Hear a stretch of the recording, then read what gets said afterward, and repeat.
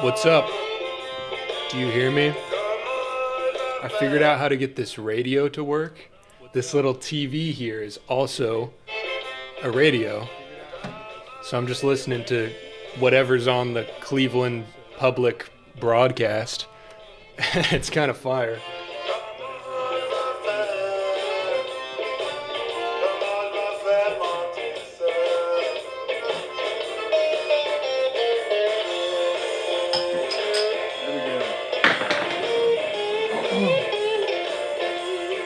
What's up, what's up, what's up?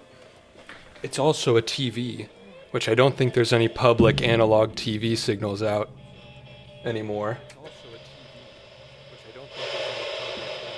Yeah, it's just static. Just static. Good evening, Sir Monsma. Congrats on hitting 9K subs. Thank you. Thank you. See, look it. Good evening, Sir Monsma. Congrats on hitting 9K subs. Oh, sorry. I was looping my audio. That's terrible. Oh, no. Apologies about that. This is the beautiful sounds of Cleveland public radio. I wonder if it's going to get me copyrighted. We'll see. I'll just talk over it enough that... I have gotten copyrighted off the radio before. I used it in... It was actually this TV, this little radio thing that I used in a video. The first video on my channel, there's a bit... I don't remember what it was. It was some like Spanish or Portuguese radio thing, and it got copyright claimed, but that doesn't matter. All my old videos are copyright claimed. Just recently found your channel and in love with your work. Keep going. Thank you. Thank you. Hold on. I need to go back and listen and see how bad this was. Get this radio to work. This little stuff. Do you hear me? Oh, it's not that bad. Okay. I keep doing stupid things with the audio. In the last stream, I have a shotgun mic over here for recording like audio on project footage, and I accidentally left it on last stream, so there's like a tiny little subtle echo that's like a millisecond off, and that bothered me. Nobody brought it up though, so I guess nobody noticed, but it bothered me.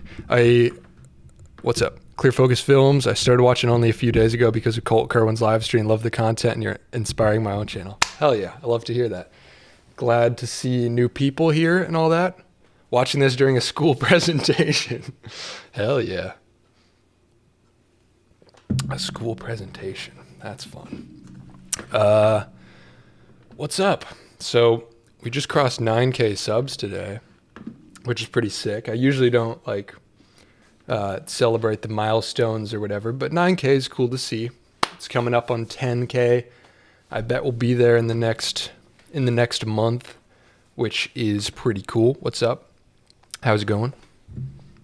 I asked you how your name is pronounced before, but I don't remember. Is it Wouter? Woder? I don't remember. What is up? Yeah, so I'm just out here chilling today. I'm gonna pull up this Seiko video and do a little director's commentary on that as usual.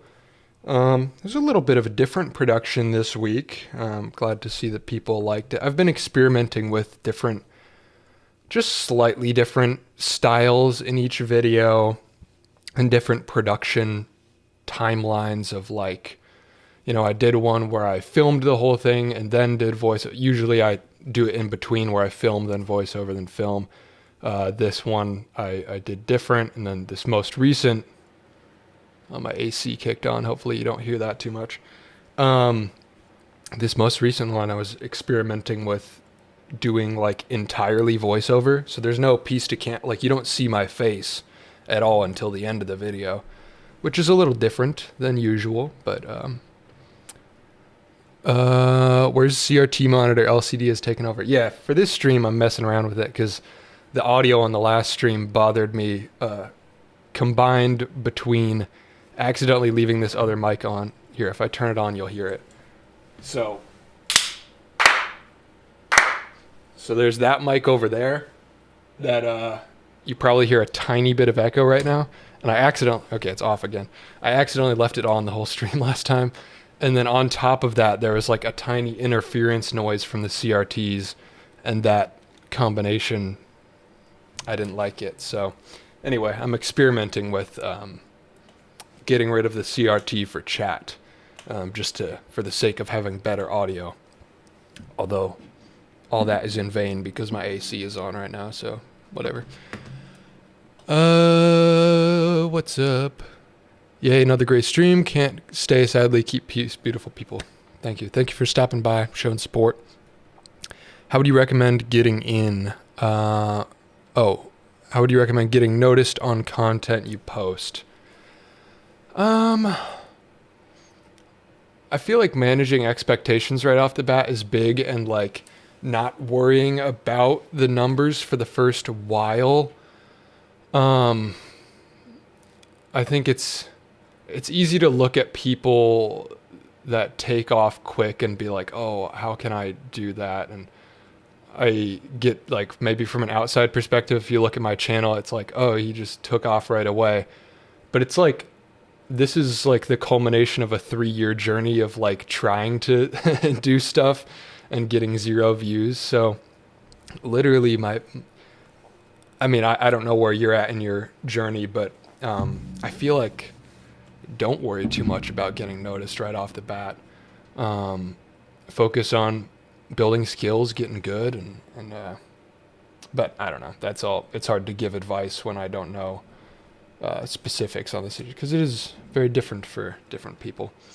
But I don't know, if you got it down and feel like you have good content, just start. I don't know that I actually have good advice on that. The YouTube algorithm is good at what it does. I guess the tip would be find the platform that most suits the style of content you're making. It may be easier to get big on TikTok or Instagram for certain kinds of content, but find the algorithm that your content fits within, and just keep playing the game until it takes off. Speaking of the Seiko video, what are some cheap, simple mechanical watches, and how hard is it to get into watch modding? I don't think it's incredibly hard. In the title of that video, I put repairing a watch, which is like not exactly accurate. I'm just replacing the movement, but it's harder to have a concise title without the word repair. But like basic modding that's not like actual repair, just doing what I did, switching glass and movements, like it's pretty cheap to get into. Seiko watches, which are the 3 nicer ones that I have now, is a really good entry point for mechanical watches. They're not expensive at all. The first one that I got, the little field watch that I showed with the blue dial, that one was like $80, something like that. And you can just take that apart, switch dials on. I never did that on that one, but at some point I would like to swap the dial and start wearing that one again. Because I don't really like the blue. Blue isn't my color as much. But yeah, Seiko watches. Other good brands to look at if Seiko doesn't have stuff in your style. Citizen has pretty good, cheaper options. Let's see. Right monitor, Seiko watches. Boom. There's a huge modding community for Seiko watches. SNK. Is that what it is? Or SKX. SKX. There's so many custom parts out there for these. You can mod them all day. But then like Citizen watches are also fairly affordable. Other styles. And then I think it's called Orient is a brand that I think is really cool. Orient Kamasu is a watch that I would like to have at some point.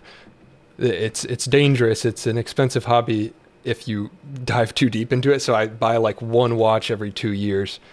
But like these are dope. Not that expensive. $200-300. So that's a good way to get into it. And then like eBay for parts, you can get old broken watches and harvest the hands off of them, or buy like third-party hands from China, or like Thailand, I think, has a bunch of used parts. And yeah, just start swapping faces. It's pretty sick. I don't plan to do funky stuff. Maybe switch dials, band, and if possible, switch the backplate to something transparent so I can see the mechanical stuff. Yeah. Yeah, the other two, this is the first Seiko that I have that doesn't have a transparent glass backplate. The other two do, which is really cool, especially for a first watch, like being able to see the way it works. I ended up not liking the glass back as much because, like, when it's on your wrist, it doesn't matter, and it's a little more like a weird feeling of like it can get sticky on the back of your wrist. Like, I like having the nice metal with the embossed designs and stuff. I think that's pretty cool too. Orient is great too. Yeah, Orient's a very good brand. I've never owned one, but I would like to. Alrighty.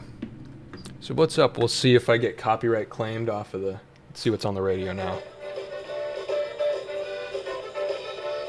More jams.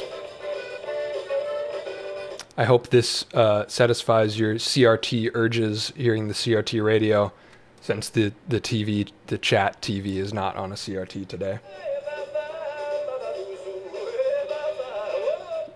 We'll see. We'll see if that gets copyright claimed. It's a little test, but yeah. So what am I doing today? I'm going to pull up the watch video in a minute. Any more questions from people? I did a stupid little project the other day that you may have seen if you're on my Instagram, which I just re-downloaded Instagram. Been messing around with that again. I was off Instagram for a while because it was a big time waster. But in doing, social media stuff, I'm back on it. It's actually been pretty cool to connect with other makers and stuff. Hello, what's up? Yeah, so I posted this, which the little pocket camera that I did the video on, I took this thing apart and painted the case. Let's see if I can get it to focus today. Boom. So it matches the copper or brass or whatever I used, my custom grip. Oh yeah, and the AC turned off. That's good for audio. So now it matches, and it's a little more weird, and I sanded the front to give it a little wear because I like my things to look worn in. But yeah, it's all gold and brass colored. Turned out pretty good, and I didn't break anything. I put it back together, and it still works, which is a miracle. I wanted to do a slightly low pressure camera disassembly project because I want to do that more in the coming months, more videos on camera disassembly. I don't want to do too much camera content on my channel, but at some point I'm taking apart the EOS M and doing some actual repairs on it because the D-pad on the back doesn't work. So I'll get a replacement part for that, and probably paint the case of this thing too, so it's not the white anymore. So yeah, I just wanted to dive a little bit into taking cameras apart. I thought this one was going to be really easy. It actually I bet this was the hardest camera that I could have taken apart out of the ones I have because it's so small. And I forgot how annoying it is to deal with. Tiny little things. Well, I guess I took this one apart, the action camera. But I didn't disassemble that completely. There's a lot more going on in this thing. Camera looks sick. Thank you. Hey, Evan, love that cam. Curious if you're into things like stop motion or different forms of filmmaking. I haven't really done that recently, although I'm looking into it again for an upcoming project. I'm going to do a lot of miniature-based filmmaking. Yeah, I guess it would be stop motion, miniature-based stop motion type stuff. Yeah, I'm going to build a bunch of little sets I haven't dove into it yet because I'm moving out of this studio in a couple months. It's actually coming up really soon. End of March is when my lease ends, so I'll be moving out in like 2 months from today is about when I'm moving out. So I haven't started diving into building sets and all that, but this is a big project that I hope will come to fruition this year. There will be something about it, but yeah, a large film project with miniatures is a big thing that I'm working on. But yeah, I haven't done it recently. It's just something I'm dabbling with right now. Point and shoots are rough to take apart. Blackmagic and GoPro are the easiest I've done as far as naked cameras. Interesting. Yeah, I guess the action camera wasn't that hard to take apart. Because I took apart this lens module, which really there's nothing going on. It's like a ribbon cable and a sensor. And that's really all that's going on this half of the camera. If I had to do any servicing on like, if a power button died or something and I had to replace a board inside of this, that would have been hell. But in general, taking it apart and like getting the case off wasn't too bad. The point and shoot's terrible because there's all these parts that like interlock and come apart in weird ways, and adhesives and tiny little finicky buttons. One of the toughest things was this little zoom rocker. There's like a tiny little spring mechanism in there to get it to, when you pull it either direction, it needs to pull itself back to center. And getting that spring back in the right spot, and then once I'm screwing it together, getting the right tension so it actually releases. That was probably the hardest part of it.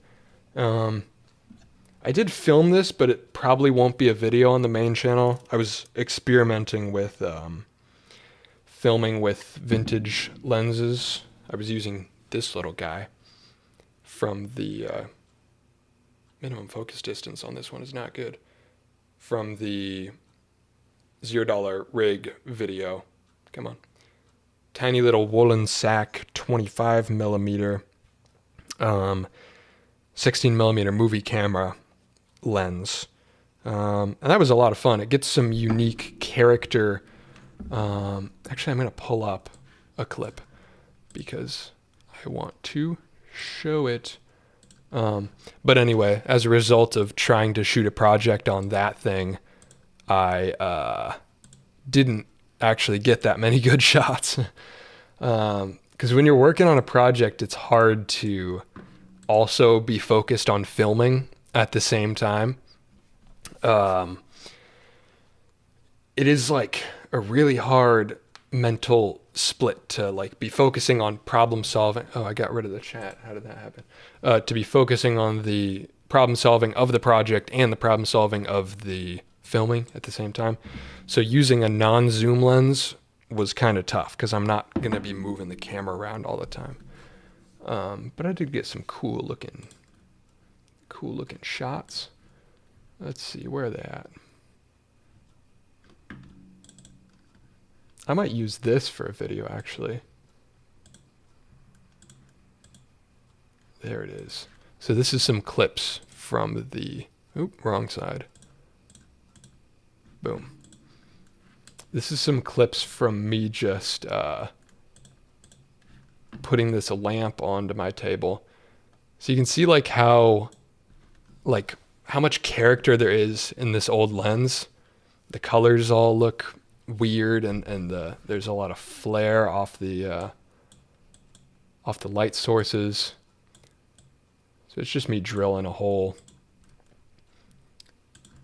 to put this lamp in. Probably not going to get used for anything, but it looks cool shooting on that lens. It's just more of a active shooting experience that you have to be focused on, like getting your shots, versus a zoom lens autofocus. Then you don't have to think as much. It's like, all right, punch in, boom, we're done. But with fixed lenses, that's harder. So yeah, that's what I was doing there.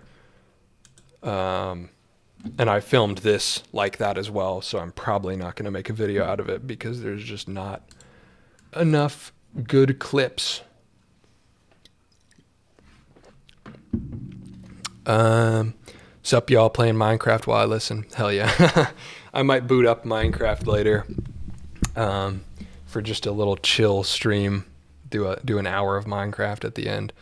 I posted that other on my second channel. I posted just 45 minutes of uncut Minecraft gameplay. Just because sometimes it's nice to have a stupid creative outlet that's like extremely low pressure, right? So, you know, between videos, I'll just record and make something stupid that's inconsequential and then put it out because, I don't know, it's a nice mental break between things. Same thing with doing little projects like installing that lamp. Just little stuff that's not for a video. Helps break up the workflow and get you going. The GoPros I just cut in half with a Dremel. How do you put it back together? Or do you not? Is that not the goal? The goal is not to put them back together. Or, are you like cutting them apart to make drones, like putting them on drones? That makes sense. Why are you moving? Are you going to show the setup / build of a new studio? Yeah, for sure. I'm moving because I came out here to Cleveland for a job, and that job is no more. So I just don't have a reason to be here anymore. And the lease is up. The lease is up in March. So figured I'd go back towards Indiana where my friends and family are, and then I can keep myself a little more sane and also have, you know, buddies around to help shoot things and all that stuff. So I'm looking forward to it. Not looking forward to the move as much. There's I have a lot of stuff to move, but I don't know. In some ways I am looking forward to setting up a new studio. It's always fun. It's just, you know, there'll be a couple weeks of not being as productive, I guess. Although, you know, if I make content around setting up the new studio, that's cool. So yeah, there'll definitely be like beginning of March, there'll be like a final studio tour of this place. And then, start of April, there will be like maybe 1 or 2 videos on setting up the studio back in Indiana. Old lenses rule. I got a couple adapters for old SLR lenses that give great results. Yeah, my buddy was just messing around with some too. He got like an 80 to 200. I've got this one on this camera right now, which is a 28 to 55. This lens I've had for forever. Back before I was like when I got started, I was like, I thought $50 was an expensive lens. So I was buying $15 lenses on eBay, just whatever SLR vintage lenses I could find for cheap and just try them out, find adapters. I still use I still use this one occasionally. It's been on the top camera for a couple shoots recently. Got other stuff. I've got like a Pancake 50 millimeter f2 that I use all the time. Or maybe not all the time anymore, but it definitely comes in handy. But lately I've been loving these little C-mount guys. They're so adorable. This is it with a E-mount adapter plate and a filter thread, but it's actually like, it's so small. So small. I want to this is going to be a video at some point. This is like 6 months down the road, whenever I'm set up at the new place. But you know how like old 16 millimeter movie cameras have, let's see. Old 16 millimeter movie cameras have like this rotary mechanism. Like some of them will take 2 lenses. Some of them will take, like this one has 3 lenses. So it'll have multiple lens mounts, and you can flip this lever to switch your focal length, because zoom lenses like weren't a thing for these cameras at that point. I don't think There were C-mount zoom lenses for like broadcast cameras like this type of thing. But these cameras, the way you would zoom is just you mount multiple lenses and you switch between. So I was thinking about making an adapter that, imagine having 3 tiny C-mount lenses on like a Sony, like a modern mirrorless camera, and you just switch between them. It'd be so sick, right? And nobody's done it. Like, I've looked around. There's not even like a 3D printed thing. I don't think I've found one. So that's definitely something I'm going to look into, and it'd be such a sick shooting setup. Have like a 15, 35, and a 100, and then just switch between them. Be so sweet. I don't. It's for the drones. Yeah. Modding GoPros for the drones. That would be sick. Video making that adapter for digital. Yeah. I'm looking forward to that whenever the tough thing is the flange distance, because C-mount lenses have to be super close. So it would almost have to be a thing where it rotates and then sets in closer to the sensor. So it might be kind of a complicated mechanism. I might have to do it with 3D printing to some degree, because it might be too complicated to just make a simple thing out of metal and wood or whatever I would usually use. Although in theory it would be really easy to do it with an SLR mount, like a Pentax K mount, or you could have 3 EF lenses on a mirrorless, and that would be really easy to build, but that would be so giant. I want to do it with one of these tiny little guys. The 16 millimeter cameras are kind of like compound microscopes with the carousel lens options. Yeah, true. Yeah, basically the same concept. Do a collab with Casey GXAs. He does a ton of crazy machining for lenses and stuff in his videos. Yeah, that would be sick. He's much bigger than me though. His stuff is sick though. Okay. I'm going to pull up the watch repair video. Let's see, Seiko. I made another new track for this one. I've been trying to make one new song for each, one little ambient track for each video. And at some point I'll do another video on like learning music production, learning like to use this little synth that I have. I'll do kind of a compilation video of making all these songs, making my own. It would be cool to release my own EP at some point of just ambient music that I use for my videos. So at some point there will be that. But I made a new track. It's up on my second channel. Let's see, right monitor, boom. This one.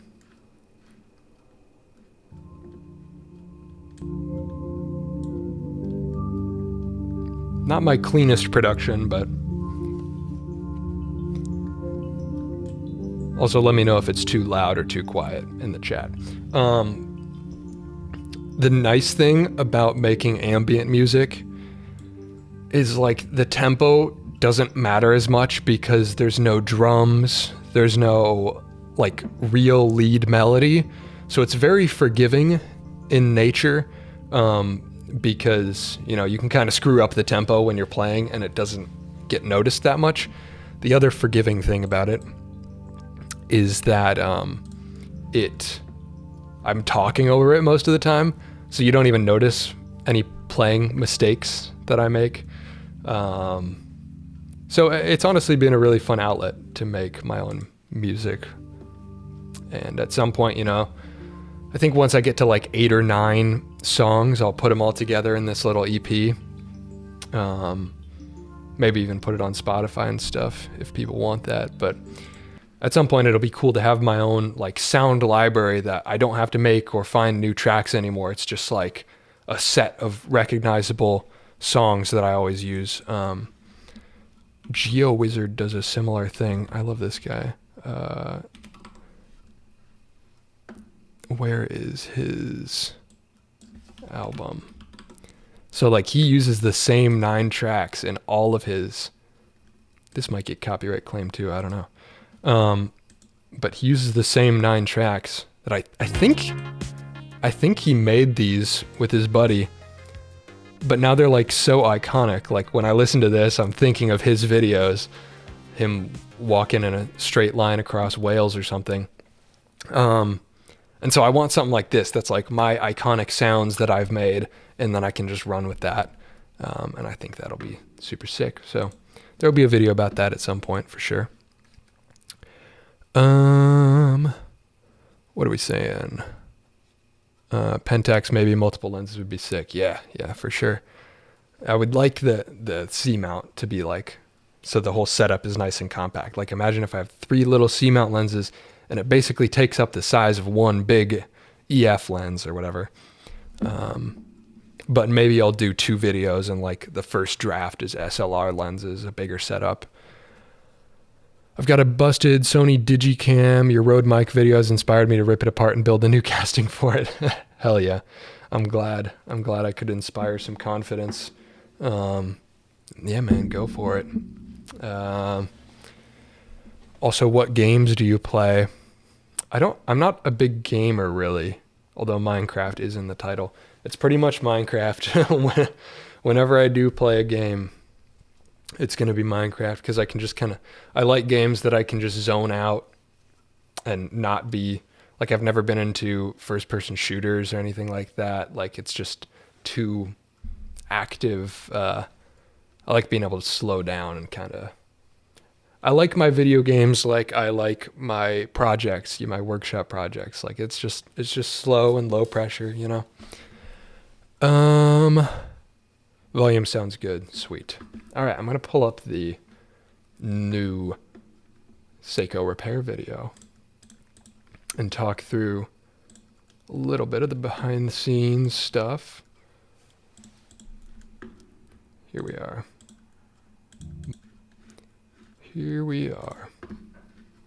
Bring this back over here. Oh, come on. Now, I don't have... Why does this hide? There we go. My new watch is not working. It'll run for a little bit, but won't consistently keep time. Let me know again if the volume is good here. Now, I don't have any specialty watch repair tools. I'm using a SIM card puller to remove the watch straps, but I'm gonna make an attempt at this repair anyway. There's a specific tool to unscrew the case back, but a set of calipers will get the job done. The calipers were surprisingly reliable for this. I assume like if this video catches with like watch people outside of my audience, they're going to be like, what the hell is this guy doing? Like whenever I do a project that's like, cause I don't have a specific niche of things that like there's cameras, cards, watches, whatever. So every time like a video if it goes like slightly outside of my regular audience and catches like the broader audience for the specific project, it's kind of funny seeing some of the comments of them. Like, why are you doing it that way? Because they don't know. I just do everything stupid. That's the whole message of the channel is, you know, all these things aren't as scary as they seem usually. And I'm not too worried about preventing scratches. The issue with this watch is that the winding pendulum doesn't spin freely. In a fully mechanical movement without any hand winding, the watch will wind itself as this pendulum swings with the natural movement of your arm. This one's pretty stuck, so the watch isn't charging itself. Now, I've done some work on watches before, but only on the outside. I don't do these shots often where you see this storage area, but I do like the mini Tucson parts in the Sony box from call back to the video about my car. So all the little parts that when I cut apart the miniature of my car, those are in that little box. Done some work on watches before. Also, there's a box of Moonrakers here, which is a board game from a friend, Austin. He's sick. Moonrakers is a great tabletop game. I don't know how many tabletop gamers there are in my audience, but it's something that's very interesting to me. You asked about what games I play. I generally prefer tabletop, real life, like physical. I don't know. I like interacting with physical components and stuff. So I do tend to like tabletop games over video games. Just something about the tactile stuff and yeah, I was a big Magic the Gathering guy. Work on watches before, but only on the outside, customizing straps and cases. Here, you can see these. I messed around with making custom dials, which I never put in, but this was sized to fit in this field watch. Actually, I think both of these are the same. It's like a 38 millimeter dial or something, so you can switch them. D&D at all? Yeah, I played D&D for several years. It's actually like 5 or 6 years with my buddies in middle school and high school. We didn't exactly play it correctly, but I don't know. That's the most fun form of D&D sometimes, when you just, the group shifts and you have players come and go, but you just kind of work them in. And we had a big overarching story over the 7 years that we did it, and it was a lot of fun. But I haven't played D&D in probably 5 years or something like that. Real games. Yeah, did I say that? You know what I mean. Tactile.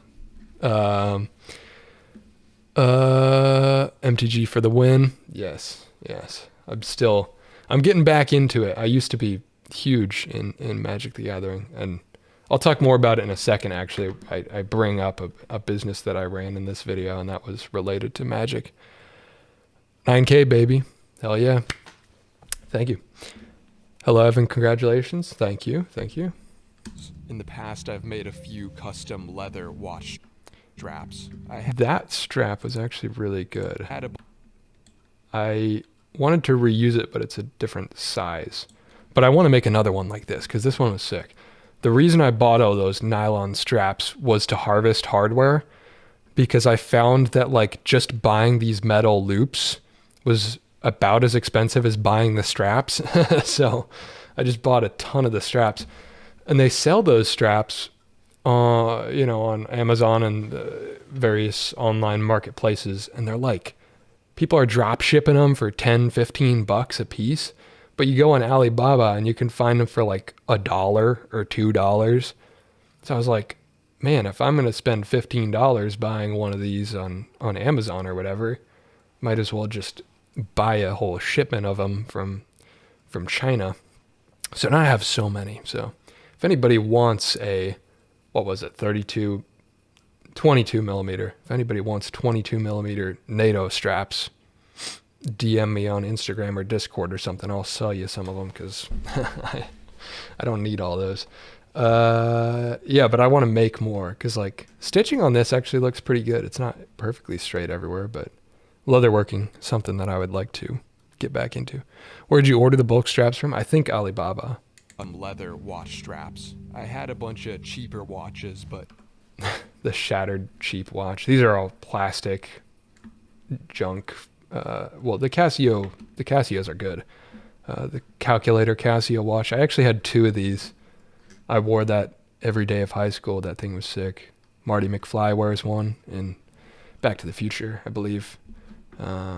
This one shattered after a mishap. In the last few years, I've been diving into the world of mechanical movements. There's a funny story about how that watch got broken, but I can't tell it. My first was this Seiko field watch that I polished from a matte finish to more of a shine. Yeah, so this was a matte. Let's see if I can find SNK 809, I think it was. Boom. Are we on screen? Yes, we are. Okay. Yeah, so this is what it looked like. The camera's in the way. Yeah, I can't move it. So you get the idea. It's a matte finish. I locked my... Let's see. I can move it. I won't be lazy. There we go. Yeah, it's matte. And I polished it. It doesn't look great. Like, it's definitely still scratched, partially because I wore it every day for like 2 years after. What's the Casio model on the right? This one is a World Time, I believe. It's pretty sick, but I wish they made them with metal bodies. Because I like, if the watch is bigger, I want it to feel heavier as well. So I was kind of disappointed with that one being plastic. Watch that I polished from a matte finish to more of a shine. Each of these watches represent... Gosh, it bothers me. This is something nobody's going to notice ever, but if you listen very closely here, between my voiceover lines, you'll hear a faint mouse click. I need to change my settings on voiceover. You can change it so that it doesn't roll until like half a second in, so you don't get the mouse click. For the most part, I trim them out because I trim the start and end of each voiceover line, but sometimes they sneak in, and it always bothers me, even though I know no one notices. Each of these watches represents a different period of my life, a different creative endeavor, with the latest edition representing my current endeavor of video making. Oh, sorry. To take the movement out of the case, that's not what I want to play. To remove the watch stem. I tried to pause the video, but I played the live stream instead. How do you feel about skeletonized watches? Personally, I love seeing the mechanisms. Yeah, they're sick. I don't know if there's any like super budget ones that are well made, or can you just... Is that how skeletonized? Can you just take out the dial? Does that work? I want to try that now, actually. Except I think on these movements, there's nothing much interesting shown on the front. But yeah, skeletonized watches are dope. I will now notice every time and bring it up. I'll make sure to avoid it then. I just have to push down this little pin to release it. With the stem removed, the movement can just drop out freely. To take off the dial... See, there's another one. You're a little click. Face, I'll have to remove each individual hand. Pulling them out is pretty easy, but replacing them is going to be finicky. I know if this video picks up with watch people that they're going to get on me about not using gloves, but... With all the parts I'm going to reuse taken off, it's time to swap in the new movement. The pendulum on this one swings much more freely, which is going to allow the watch to actually charge as opposed to the previous stuck pendulum. I am going to save the old one because maybe with a replacement bearing or a re-greasing it can be salvaged. Yeah, if anybody knows more about that, I think I got one comment about it, about how I might not even need a new bearing, or I think there's not a bearing in it, somebody said. You just take it apart and clean the crystal or something. Hey, Evan, won't stay long, but just wanted to say congrats on the new video and the views it's getting, and 9K, you're going places, bud. Hell yeah. Thank you, Jamie. Now, when putting the hands back on, I need to make sure to align them properly. One other fun thing, when I switched the movements, I didn't switch the day-date dials, because I don't really care. But every dial, let's see if I can find a better frame to show it.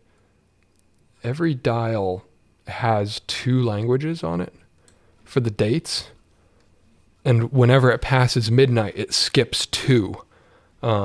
So like at midnight on Thursday, it'll go click, click, and it'll go to Friday. But you can set it to the one in between, and then it'll switch between the other language. And on the original movement, it was English and Spanish, which I think the American market watches are usually English and Spanish, but this movement came from, I actually don't know what language that is. I assume it's Japanese because Seiko's a Japanese company, but this must have been a Japanese market model. And you can switch out the date dial, but I didn't do that because, I don't know, I'm not going to see it anyway, except for like for a couple minutes at midnight. The pendulum, and it kind of looks cooler this way anyway. On this one swings much more free. Pretty much, yeah, there's a small amount of lubricant to apply. Interesting. So maybe I'll have to look into that. It just means dealing with tiny, tiny little screws. But I am interested in potentially, you can just like buy cases and scrap together stuff. So I might make a Franken watch at some point. Easy week 34 video. Yeah, down the road. come back in August and watch me repair another one, which is going to allow the watch to actually charge as opposed to the previous stuck pendulum. I am going to save the old one because maybe with a replacement bearing or a re-greasing it can be salvaged. Now, when putting the hands back on, I need... Is week 34 actually in August? I'm curious now. It is! I guessed it right on the dot. Week 34 is August 25th. Nice. It's just a pure guess. Need to make sure to align them properly. If I do it right, the day and date wheel should advance as the hour passes midnight. So I just move the time forward and stop exactly as the date ticks over. Now in theory, it doesn't actually matter where I put midnight. Like, I could have the date switch over at 5 a.m. or something. It doesn't really matter, but this is the correct way to do it technically. This will be midnight, so I put the hour hand in position. Then I move the time forward to a different hour that's out of the way. Is there a possibility to send your strap to other countries? I mean, yes, but no, because it's going to cost $40 to ship it. So, unless it's Canada or Mexico or something, probably not.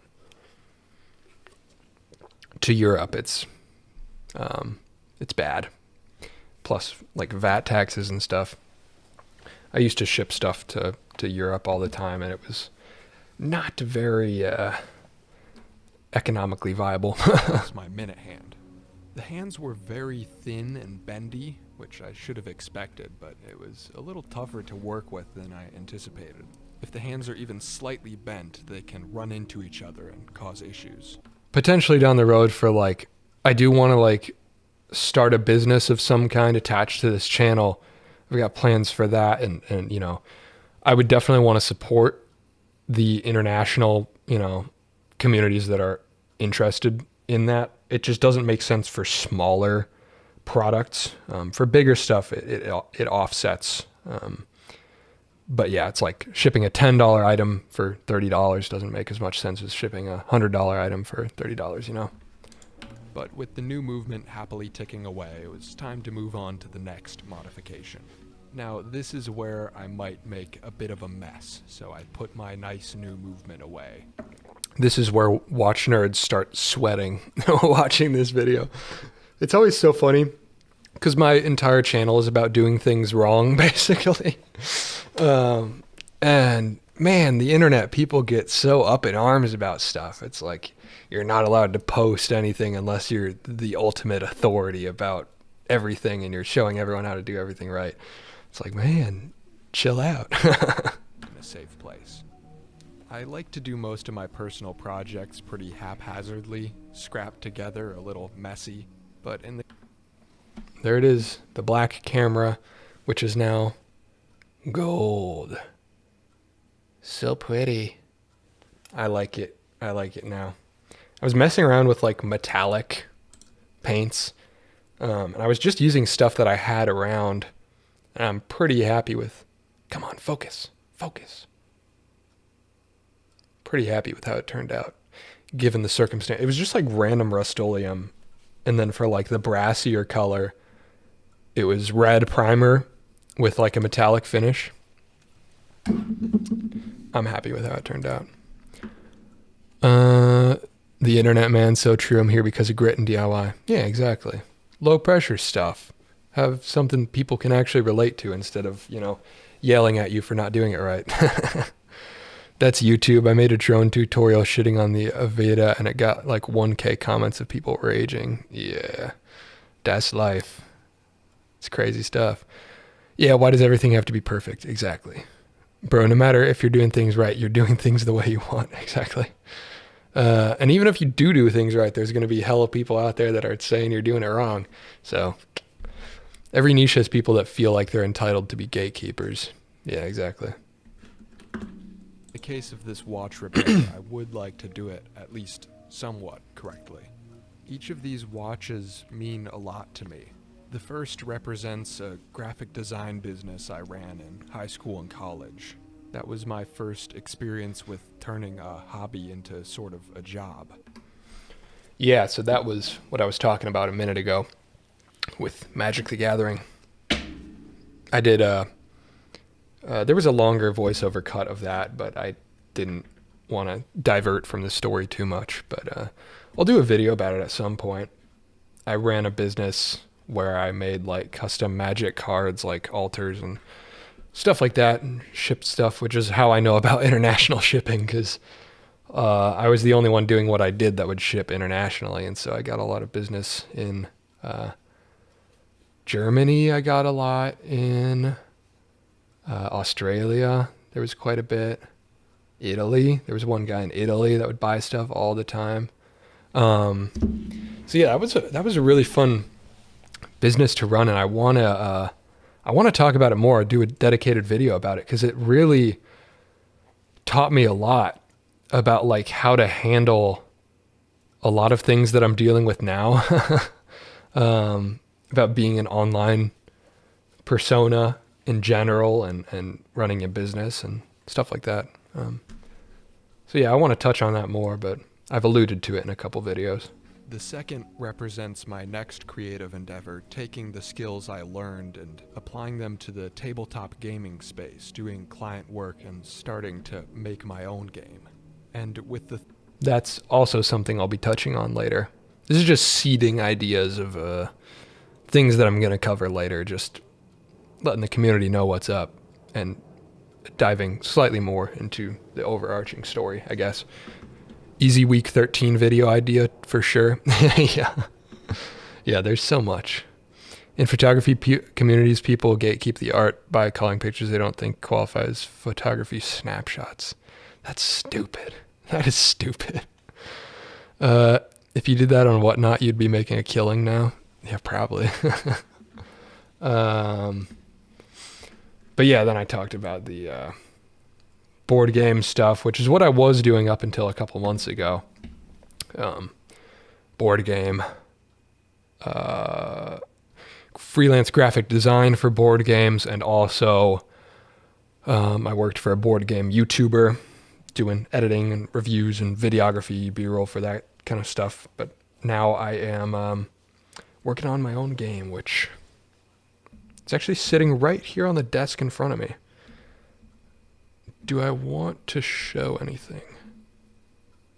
Nah.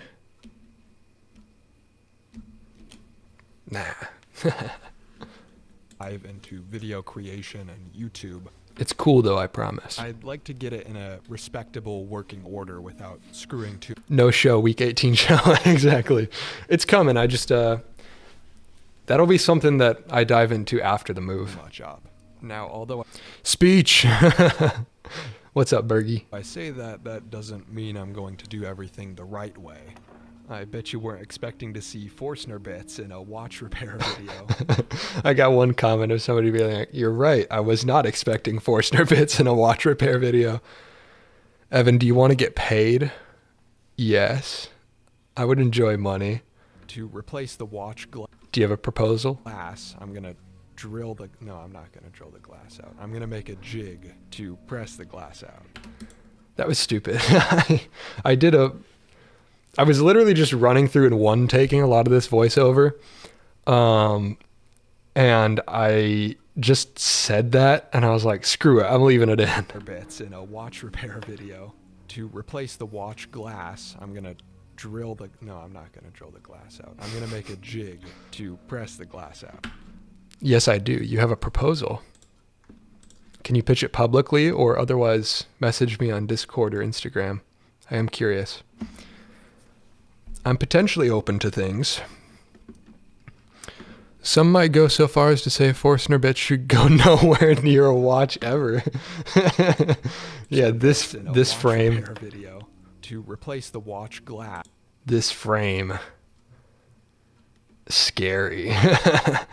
I was actually measuring it up to like make sure it was the right size, which I could have done by just measuring the watch, but thought it was a funny visual.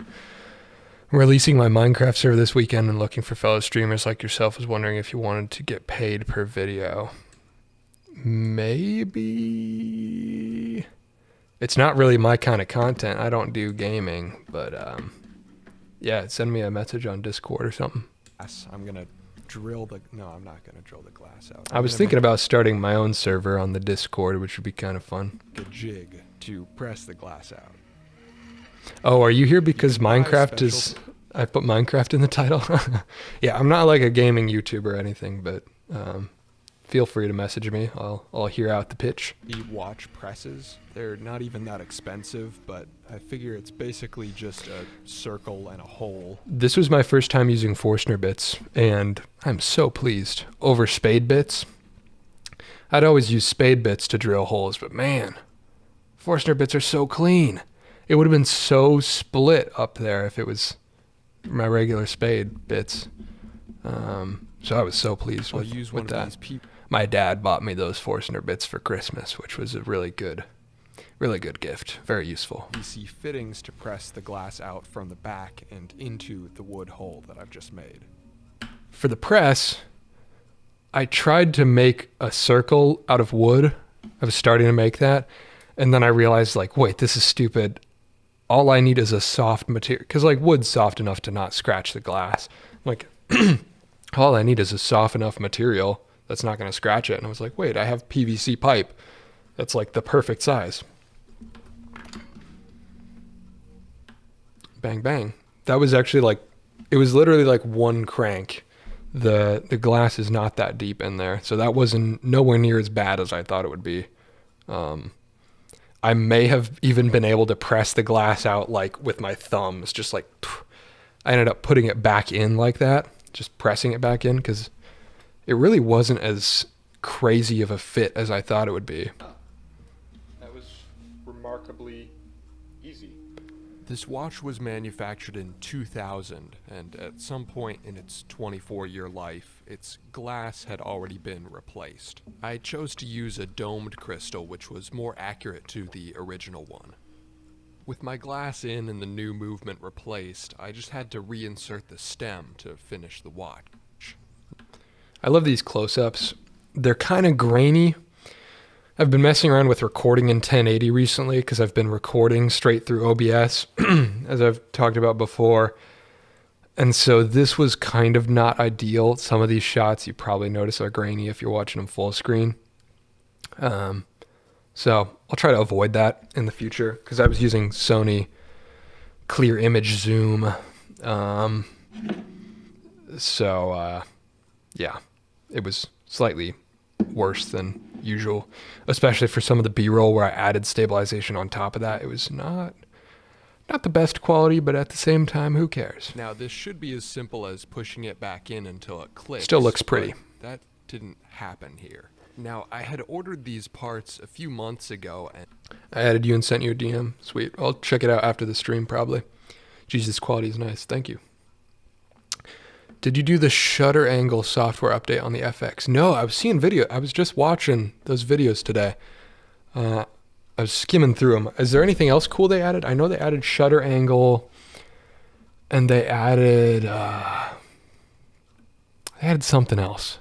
I don't remember if it was anything super useful for what I do, but shutter angle will be nice for sure. I'm going to head out, get my 5 hours of sleep. Have fun, everyone. Thank you for stopping by, brother. And it was at this point I realized... Is this a hand-winding movement? Kind of looks like it is. In the moment I had forgotten what parts I'd ordered, and I actually didn't do the repair that I thought I did. I thought that I had ordered a replacement movement of the exact same kind, a 7S26, but I had actually swapped in an NH36, which is a popular Seiko modification. This was stupid.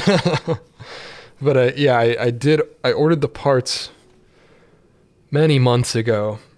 I got this watch for myself in October for my birthday, sort of, and I ordered the replacement parts shortly after. So it's been 3 months, maybe almost 4 months since I ordered the parts, and I forgot that I opted into doing a movement swap rather than a movement replacement. So it was kind of silly that I didn't realize until after I'd swapped the movement that I put in a different one. Oh snap, I caught the live woo woo. Hello. What's up, Jeremy? Do you rebuild watches often, or was this a one-off? Just a one-off. I've done like watch straps and polishing cases before, but yeah, never done this before. I am planning to do a fully custom like Franken watch at some point. I think would be really sick, because now that I have that other movement on the side, when I figure out how to take that apart and re-lube it, which might not be that tough actually. Once I do that, I'll do another watch video in 4 or 5 months, something like that, making a Franken watch. Dude, you hit 9K, sweet. You deserve it, man. 10K coming up. Hell yeah, thank you. Yeah, this is big. It's cool to see. 10K is feeling awfully close, which is going to be a big milestone. It's a newer I think I'll be there by the end of February. version of basically the same movement, which adds hand winding. Now, this was a welcome surprise, except for the fact that the stems are different. So at this part, if I had actually realized like what had really happened a second earlier in the video, I didn't need to take this movement out again. What I originally thought it was, when the stem wasn't fitting, I hadn't put 2 and 2 together that it was a different movement. When the stem wasn't fitting, I looked up like, why might it not be fitting? And some videos were saying it might just be slightly misaligned. Like if the movement is, just a degree off, the stem might not be going in straight, and so it might not be seating. So I thought I'd just put in the movement at a slightly wonky angle. So I took the movement out again to test the old stem. And when I took the movement out, the dial came off and it pulled off all the hands again. So then I had to put all the hands back on, which I didn't include in the video. But so this is all before me actually really realizing what had happened. Hand winding. Now, this was a welcome surprise, except for the fact that the stems are different, and the replacement stem was not compatible with my stock crown. But before ordering new parts and waiting on shipping, I figured I'd try to... That's another cringe moment for watch repair people. Sticking a crown unprotected into a vise. get the new stem to work with the old crown. This was a hand drill. I didn't mention it, but I have a tiny little hand crank drill, which is really useful for tiny stuff like this that's pretty sensitive, because a regular drill would just snap the drill bit immediately. It'd steal your chillin'. Yeah, probably. Even with the hand drill, the bit is just so tiny. It's really hard to like... Usually You see it flexing even just off of the hand drill. I feel like you can... a real drill would have been bad there. I did actually snap the drill bit, which I didn't include in the video, but I snapped it in there and then I had to fish it out, which was annoying, but didn't feel like it needed to be. Didn't feel like it added anything to the story. work with the old crown. Usually you can trim the length of the stem a bit at a time to get it right, but since I'm fusing these things together permanently, I only had one real shot. Yeah, so how these normally work is the back of the stem has a screw on it, and you just screw it into your crown and you're golden.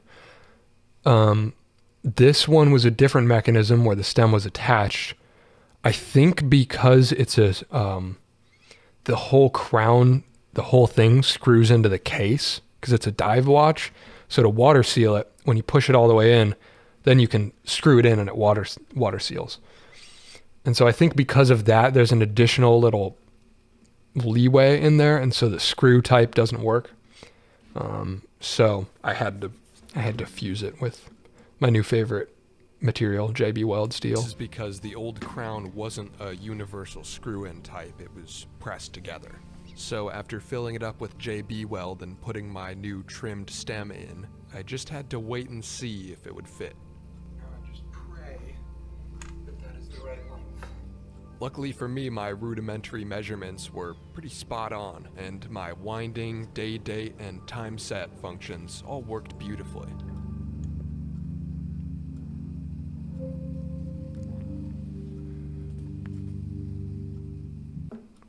The calipers making a return. I also think it's funny that I use the calipers as a screw or as a wrench for the back. And I also used them legitimately to measure the dial at one point. So the calipers get used as a wrench and as calipers. With the watch itself back together and working better than ever, I was pretty relieved. So to finish the project off, I decided to make a custom band. I had ordered a bunch of these NATO-style straps a few years back. They were a lot cheaper to buy in bulk, but these are 22mm width for my other dive watch, and the new watch is a 20mm width. So I just trimmed off 2mm, and the nice thing about nylon webbing is you can just pull the fibers to... I wish I'd got this shot in focus, because this is actually really cool. It's like stitched horizontally and vertically. So when you make a cut, you can just pull it, get a perfectly straight perpendicular line. And then you see how uneven my cut was there, but then once I burn it down and melt the edges, it's perfectly straight. Already got a jet, dang great to catch you. You folks take care and keep an eye on this guy. He'll blow past Van Nuys in no time, no kidding. That would be crazy. Isn't he at like 500,000? That would be wild. But thank you, I appreciate it. Thanks for stopping by, Jeremy. And then just melt the edges to prevent fraying. I've heard NATO straps were developed for military use since they go through both pins, so unlike a regular watch band, if one breaks, the watch still holds on. My final touch for this project, of course, is a little bit of labeling. Classic. This is kind of retrospective of the one of the older videos on my channel where I repair a little ruler, and I do this exact shot with the same soldering iron of like melting writing into the ruler. I did the exact same shot.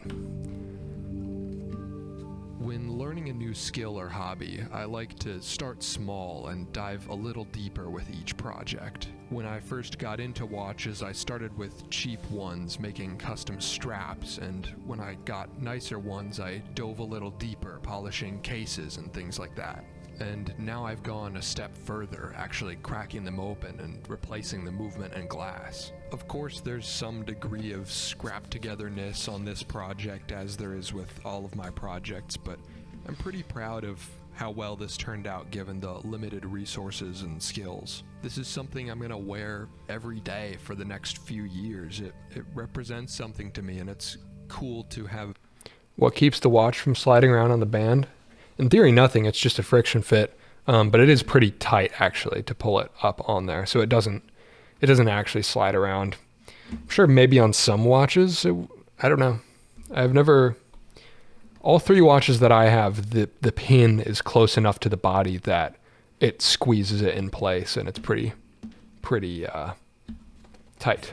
Been able to work on it myself and make a.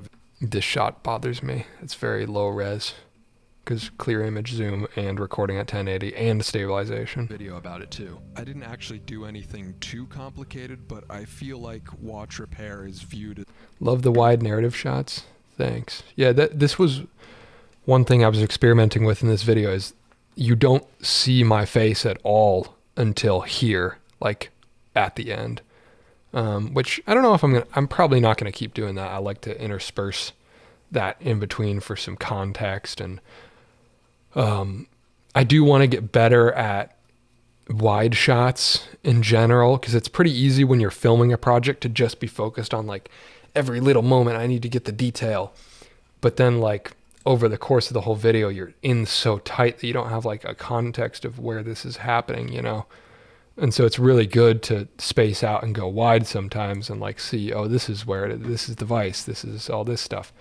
And so I need to get better at going wide more often. Even the low res has a flavor to it. Yeah, I agree. And Van does that all the time too. And now I've gone a step further, actually cracking them open and replacing the movement and some degree of scrap togetherness. Here for the well-deserved growth. Thank you. Thank you. I appreciate it. Yeah, seeing the numbers has been wild. It's been like, I think 6 months ago, almost exactly, was when my first video took off, the $0 camera rig. So I was at 300 subscribers 6 months ago, which is pretty crazy. every day for the next few years. It represents something to me, and it's cool to have been able to work on it myself and make a video about it too. I didn't actually do anything too... There's a YouTuber called Logically Answered, and only recently he started showing his face. When I watch his videos, I still can't convince my brain that's his voice and not someone else. Yeah, that is a funny thing. I've had that before with some YouTubers. It's funny. Too complicated, but I feel like watch repair is viewed as something that's... Wide establish off the top, then close cut and back to wide at end. Bookend the video with wide. That's a good idea. Yeah, I guess usually I do more of like a talking to the camera introduction thing. But this one I just kind of jump right into it and don't pull out. Which I probably won't do as much in the future, but wanted to try it.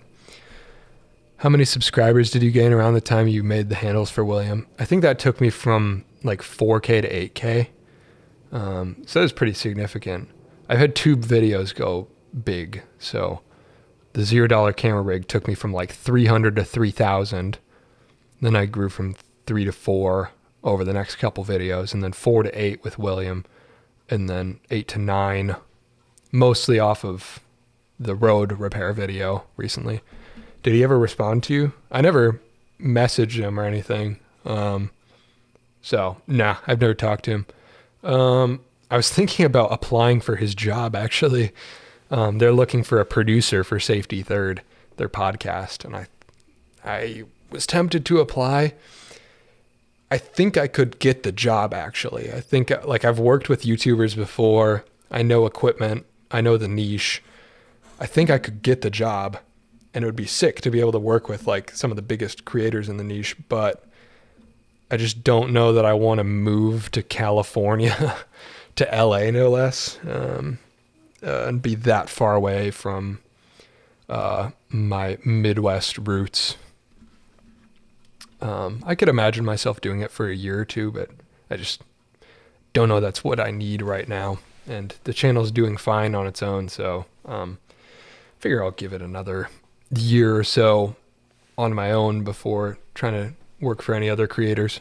Untouchable and not really doable by the average person, and I'm sure I'll experience a lot more difficulty whenever I try to fix that other movement down the road with a new bearing or whatever. But for smaller repairs like this, it actually wasn't as intimidating as I thought it would be. Thank you for your time. That's the video. Oh no, there's a typo. Oh, I just noticed that. That's terrible. My little end tag, it's supposed to say January 11th, but it says January 1. And it doesn't even read as January 1st, because that would be 0101. It's 011. It's supposed to be 0111. So that was a 5-day production. Not bad for me. Or I guess that's 6 days, but I think 2 days in there, I didn't do anything on it. I was working on something else. So all in all, 4 days on this project, I think. Which is not bad for me. I'm getting quicker. Yeah, that's the video. Love it. Clap. Thank you. Thank you for the claps. Yeah, so that's that. What now, chat? Any questions for me? What's up? What y'all working on? Obligatory Discord shout out. If you're not in the Discord already, it's in the description. Oh, did I put it in the comments of the last one? I've been meaning to pin a comment on all the videos. Let's see. We've been getting a lot of new people. There's about 250 of y'all in there. Come on, load. Why is my internet slow? It's probably because I'm streaming.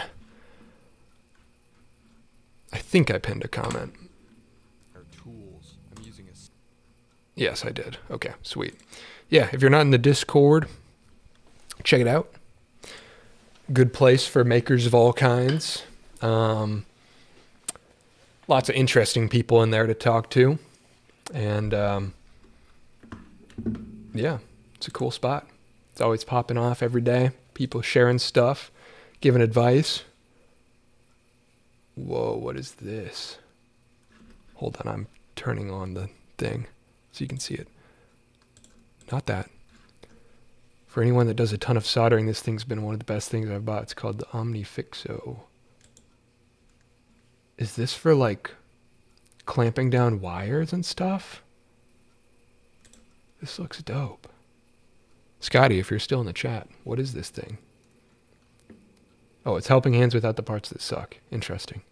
Yeah, so there's stuff like this going on all the time. Just added some silly little emojis, which I don't know that I need these in here, but they're funny. DeWalt. Yeah, so Discord's fun. Got like 250 people in there now, talking all kinds of things. Magnets. Interesting. Huh. Does that not like screw up? Like, do you ever magnetize little switches and things that you don't want magnetized, or does that not really happen? Funny block game. Yeah. Yes. Probably will be playing funny block game for an hour or so. I'm going to put it up on my second channel again. I did that the other day just as like a little break for myself to, you know, just slow down and chill, because I don't really give myself enough time to just chill and play games. I hardly ever play video games, but it is nice every once in a while. And I can feel semi-productive about it if I post it. Not that my second channel is like, you know, anything. But it is a thing. What did this guy message me about this? Accept DM. Yeah, I'll do that later. You can power and ground through the board with a power supply. Oh, interesting. Are there any tools you want to get? Yeah, there always are, but I can't allow myself to think about that right now because I am broke. Well, not broke, but I'm trying to make my money stretch while I'm pursuing YouTube, because I don't have any regular income right now. So, but what tools do I want to get? I mean, more camera stuff is always what I like. Regular tools. A drill press would be nice, which doesn't even have to be that expensive. I can build a jig for a regular drill. A nicer Dremel, a nicer jigsaw. I use some janky old ones.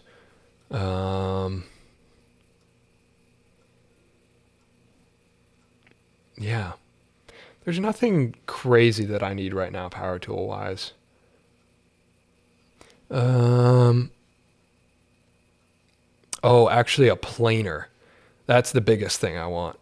A planer so that I can sand all my pallet wood, all my scrap wood, make it an even thickness. That would be huge. But those are a couple $100, so that's probably not something I can justify right now. I have 1 shulker of coal and 1 shulker of gravel all gathered while watching the stream. Hell yeah. Farm that stuff, man. Patreon win. It'll happen for sure. I'll probably turn on Patreon and YouTube memberships in the next couple months. The tough thing is like a lot of creators get bogged down by trying to like solo creators splitting their time between. I don't want to promise too much on a Patreon and then have it split my time and I fall short of like the main channel stuff. So like honestly, whenever I do Patreon / YouTube memberships, it's probably going to be mostly a direct support thing. Not as much like offering anything in specific. Cause if I start to do like extra videos or, you know, I could totally do early access on videos when I finish them ahead of time. Like, you know, getting videos 2 days early, would totally be something I could offer, and like occasional Patreon only live streams, but I just don't want to commit to too much and then fall short on both the Patreon and the main channel. Right. So when I do set that up, it would probably just be like a direct contribution thing. What's your second channel called? It's called Bevman, Bevman. It's just random junk. Nothing good. Except for I post the music there. Are you making money off YouTube? Yeah, but not much. The channel's monetized, but you get, it's about $2 per 1,000 views. If the video is under 8 minutes, so you don't have mid-roll ads, you get about $2 per 1,000 views. And if it's over 8 minutes, it can be a little higher, $3, $4, $5 sometimes, depending on the niche. And so that's better. But like, you know, my average video right now gets 2,000 views. So it's like $4, $4 to $8 maybe on a good day. So honestly, the only money I'm making on YouTube right now is like when a video takes off, like the William Osmond video made $150 or something, $2 times 60,000 views, something like that. And then donations on live streams are big as well. Like honestly, when I do a live stream every week, I usually take home more off the live stream than I do off the video, because the video pays $3 or whatever. And I'm not complaining at all. Like this is what I signed up for. I'm expecting to make no money for the next 6 months. But full transparency, that is what people get paid. It's about $2 per 1,000, 2 maybe 3. Just plane by hand. Yeah, just hand plane 100 pieces of pallet wood. I mean, I have hand sanded them, but it would be nice to have them like perfect. Just make a $1 tier. Yeah, true. I'll probably make a $1, $5, all that stuff. Because if there's 100 people that are down to give $5, I live off of like nothing. So $500 like doubles the amount of time I can do this before I run out of savings. That's it. Support only or week early videos. Exactly. Perfect. Do it. I'll send you money. Thank you. I appreciate it. Yeah, I will do that. I don't want to do it too early, but it will be happening in the next couple months. Cause I'm just burning cash. Big fan of your videos. Keep up the good work. Can't watch the stream at the moment though. I'll be catching up later on. Hell yeah. Thank you. I think you should count aloud to 9,000 on stream in celebration. All right. 1, 2, 3. Yeah, give up. Oh hell yeah. Thank you for the donation, Mark. $7 Canadian. That's big. That's big. I can buy a Tim Hortons coffee with that. Thank you, man. I appreciate it a lot. As I said, that's a big part of, the money that actually comes in. Let me check it actually, because it's fun to be transparent. I don't get why people don't do it. HDMI 3. Boom. 9,008 subs. Let's go. See what people are saying. Taking advantage of free extended warranty. Screw you. It wasn't even under warranty. I said that in the video. I bought it used. Let's see. Analytics.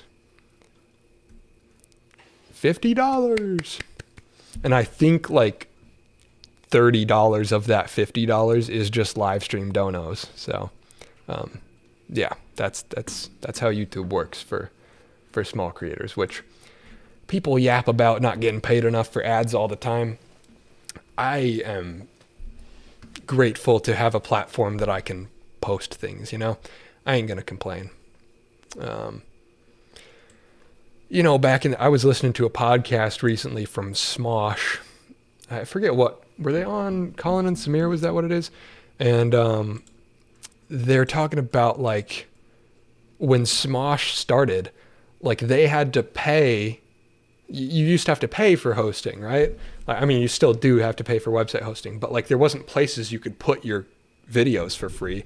And so like the more your videos got watched, the more you would have to pay. And so when they had a video take off, they'd be like, oh, damn, our bill is $400 this month. So it's like, I'm not going to complain about YouTube sending me $5 for posting a video because I don't have to pay to host it, you know? Love Tim's, don't dox. Do dox. I don't think there's anything I can dox myself with in there. I've doxed myself before anyway, so whatever. Any haters yet? Yeah, there's always haters, but that's the internet, man. I had a guy come back and comment, another cringe fest Neistat Brothers ripoff. And I'm like, brother, what? When has either of them repaired a watch? Like, this is not. I'm convinced that if I made the exact same content I already do, except it was on a white background, like a white backdrop, instead of like wood and all this stuff, nobody would say that. The only reason they say it is because I have like tools and spray paint and stuff.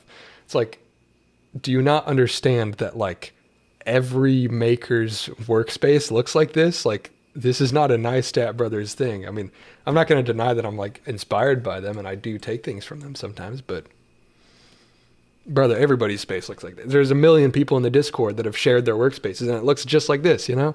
It's not, it's just a maker thing. Is Tony Stewart your favorite NASCAR driver? I'm a fraud, actually. I don't watch NASCAR. I just wear this because it's sick. And it says Home Depot on the back, which you never see. But the reason I wear it is because it says Home Depot. Home Depot Racing. Which is so funny because I wear this every day now. This is like my daily uniform. And so I forget that it like is kind of weird. And then I go to Home Depot wearing this.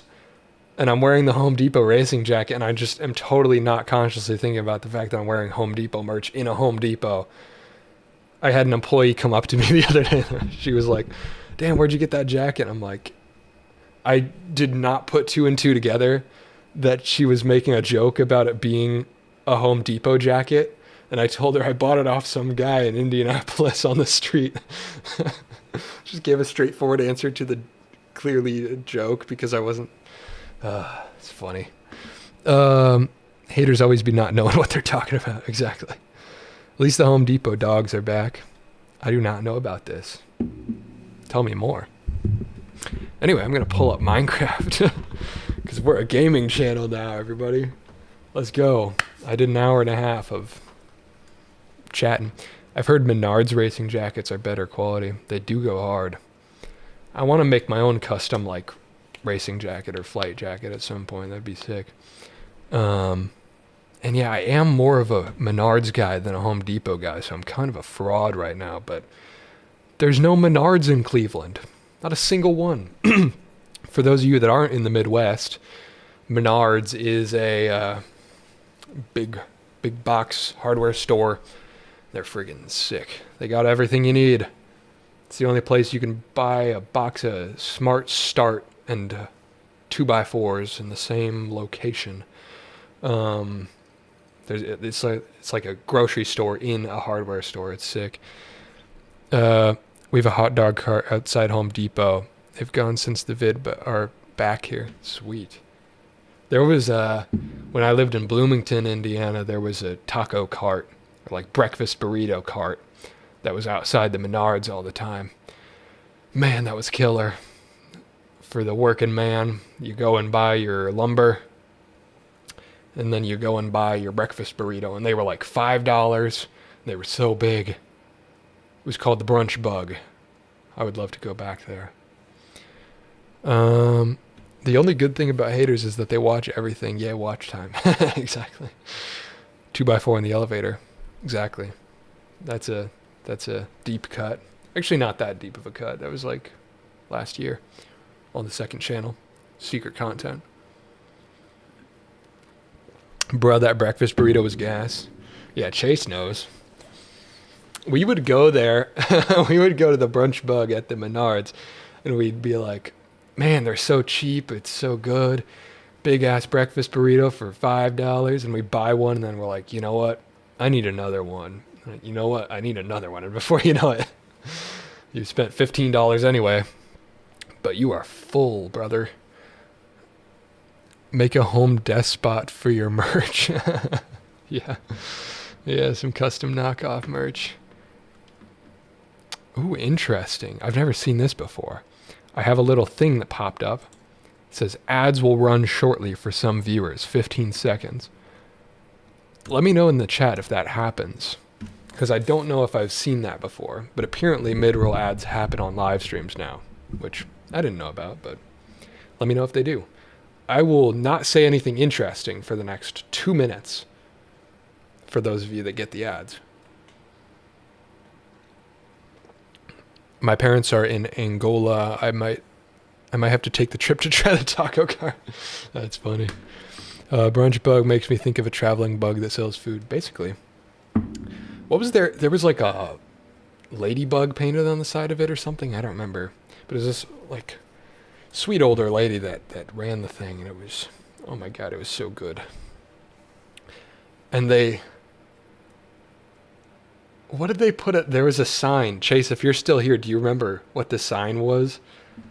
That like during COVID, they were like, unfortunately, due to rising costs of materials and food, it costs us more. And then they were like, but we're not raising prices. So they, even through all the pandemic, like inflation and price hikes, they did not raise their prices, which was baller. No ad for me? Sweet. I don't know why it tells me that if it doesn't run an ad. Holy shit. Is that 50 Canadian dollars? Keep up the stellar work, man. Thank you, brother. Thank you. B. What's up? That's big, actually. That's huge for me. You now have the biggest donation in the channel's history. Thank you. That's huge. I'm going to pay my water bill with that.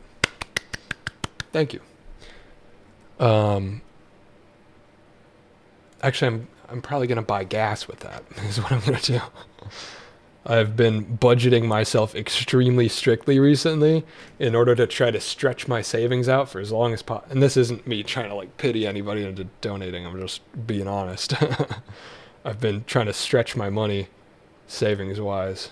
So I'm living off of $1,000 every month and my rent is $800. So I'm like cutting it really close. But I was talking to a friend about this recently. It's kind of fun to be broke. It's almost like sometime. I mean, as long as you're like relatively safe. It's kind of fun to play life like a video game and be like, how do I make an extra buck here? How do I, it adds some spice to life. It's stressful, but it adds some spice. Damn it, I don't think I took a pic of that. Yeah, I can't remember what it says, but it was good stuff. YouTube Premium, baby. Yeah, true. No ads. YouTube Premium is so good. So good. I don't know why more people don't buy YouTube Premium. It's such a good deal. For like how much I watch YouTube, I would take a $10 YouTube Premium subscription over Netflix any day. I probably watch 100 times more YouTube than I do Netflix. I got an ad. Cool. Interesting. One person did get an ad. I think less ads get run in January because there's not that many companies actually doing ad spend on social media early in the year. They kind of spend it all up to the holidays and then do a new budget in the new year. So like I've been watching some Twitch recently and I don't get ads. I used to get so many ads on Twitch last couple months, but in January it doesn't really hit that much. Canada loves Evan Monsma. Hell yeah. Thank you. In celebration of that donation, I'm going to put on my Canada hat.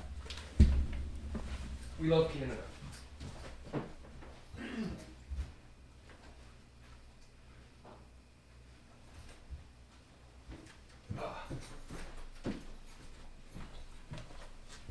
The good old Canada hat that I wear in my profile picture and in a lot of the older videos. Canada. With all the flags. Hell yeah. I started a charity and lived on like $200 a month while doing it. I'm oddly proud of it. Yeah, it's fun. Like in the period of my life that I like moved out of my parents' house after dropping out of college, I moved out with like nothing, no job when I moved, and I literally had $50 and I just did it, and it was fun, man. It was fun. I mean, obviously it's stressful too, but it's a, I don't know, sometimes challenges in life give you purpose. YouTube Premium is good, but still money to be spending on YouTube. Yeah, I guess. It's one of the only subscriptions I'd pay for. And also people don't know, but like, YouTube Premium viewers pay a lot more. Like 1,000 views from a non-YouTube Premium subscriber, pays like way less than 1,000 views from YouTube Premium subscribers. Even though you don't get any ads. I think it's just like of your $9, $12 subscription, whatever it is now, like a certain percentage of that just gets split up between all of the watch time that you've watched. So it is actually pretty big. Once upon a time, I saw a comment on Reddit from Deleted. It said, deletion of content. See you on the other side. What a funny man. Interesting. I don't know what that was in reference to, but the chat being delayed sometimes screws me up because I forget what I was just talking about. My ad was an extremely local hardware store. Interesting. That's actually kind of cool because it knows that I'm like a tool guy now and it's serving hardware store ads. That's kind of sick, actually. It means YouTube knows what my niche is, at least. YouTube was confused for a while. It like tries to label your channel, and this channel I had rebranded from a different thing, which was like Photoshop tutorials and Magic the Gathering content is what this channel used to be. And I should have started a new channel so that YouTube wouldn't be confused. But for the longest time after I switched and I'm making like tool videos and camera videos, YouTube thought I was still a Photoshop tutorial channel and it served my content to the wrong people. So I should have started a new one. So it's good to know that it's kind of working now. I'm a marketing major at Power Sports dealership for the day job, and I literally just finished my 2024 budget on Tuesday. Nice.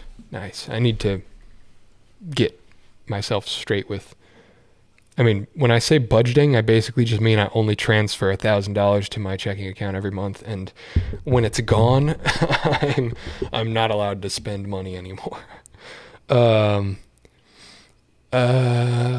Yeah, I got to do 2023 taxes. That's going to suck. Hello there. What's up? Love the representation. Thank you. My ad blockers registered 2 ads blocked. I owe you 4 cents. Good stuff. Have you experienced, I heard YouTube is like throttling ad blockers now. I don't know if it's actually working, but I heard they're lowering bitrate for ad block users or something weird like that. Do you live in this space or is it a separate space? Nah, I can't afford that. This is my apartment. I literally sleep on the floor right here. I roll out mat. Roll that sucker out. Sleep right there. There is a second room that I mainly use as storage and a secondary area for storing scrap wood and stuff like that. But yeah, it's literally this. Like that's my kitchen, right there. So that's what that is. Yeah, and it's Cleveland, so it's hella cheap. I'm in the hood, so it's, you know, aside from the occasional gunshots and street racing, not a bad place. Look up the IKEA mattress. It's super small but pretty comfy. Interesting. I like sleeping on the floor more anyway because I'm like stupid tall, and so beds don't like fit me anyway. So sleeping on the floor is kind of comfortable. I've done it since college. I've slept on the floor for 6 years.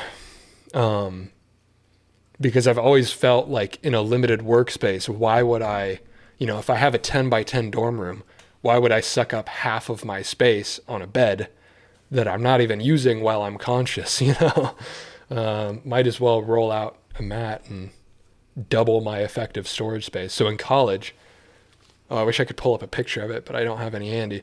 I took the mattresses off the bunk bed and used the bunk bed frame as a standing desk. It was so cracked.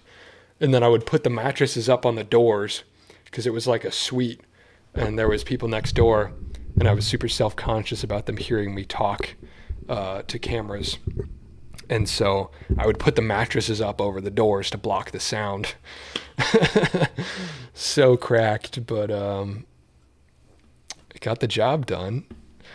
I don't think there were public videos that I made from that dorm room. And I'm talking super quiet. Was not good at voiceover back then. Because I was just so self-conscious about people hearing me talk. Yeah, that was a hell of a time. But I've done that ever since with no permanent bed. But I'll get a bed eventually. Possibly the next place I live in, I'll go back to being a normal human being. Yeah, YouTube has been cracking down on ad blockers recently, but it's had led me to getting better ones. That's funny. It folds and I keep it in a closet. Oh, interesting. Yeah, I've been looking at those like Japanese style, like folding. They're like more rigid. That could be something I'm looking into too. I'll look at that IKEA one that you recommended as well. Accidentally left and joined back, and I got an ad for a spice. Now I'm confused what it wants me to do. A spice. Interesting. I don't stream high res. I actually don't do a ton on YouTube, but I've found extreme delays in loading on some machines, even though it's the same user account. Not complaining. Pirates can be choosers. Interesting. Week 45 video, building a bed. Yeah, one day. Building a massive bed. Yeah, one day I'll have enough square footage to feel okay with myself having a bed. Or, some lady forces me to do it. I run 2 ad blockers in tandem. Wow. That's impressive. I've never been an ad blocker guy, partially because I don't really use services that have ads. I pay for YouTube Premium, and that's it. Like, what else is there that I'm using that runs ads? I watch Twitch sometimes. In periods that I've watched Twitch more, I just paid for Twitch Turbo, which people don't know about, but like, you know how like on Twitch you pay $5 for a sub and that gets rid of ads for a channel? You can just buy Twitch Turbo, which is like $8 a month, and it gets rid of ads on every channel. So instead of subbing to all the streamers you want and be paying, 5 times $6 a month or whatever, you can just literally pay $8 the once. But I don't watch Twitch as much right now, so I'm not paying for that currently. What about a fisherman's bed, like one of those beds that folds out? I'll look into that too. Currently have 3 ad blockers and switched to Firefox because Chrome was giving me shit. Interesting. We're at 1 hour 43 minutes. I'm gonna boot up Minecraft because who gives a damn, Minecraft. Here's what we're gonna do. I'm going to play Minecraft until I die. This is what I did last time on my second channel. I booted it up and recorded until I died. And that's what I'm going to do today. On the same channel, or on the same world as last time. You can watch the original one. It's literally uncut. It's not like I'm not trying to be a gaming YouTuber. It's just uncut Minecraft footage. In the last episode, I spawned into a village. I got a village spawn, and there was a lava pool right by. So I stole all of their wheat. I stole all their hay bales, turned it all into wheat, traded it all to the farmer villager for emeralds. I ransacked their village.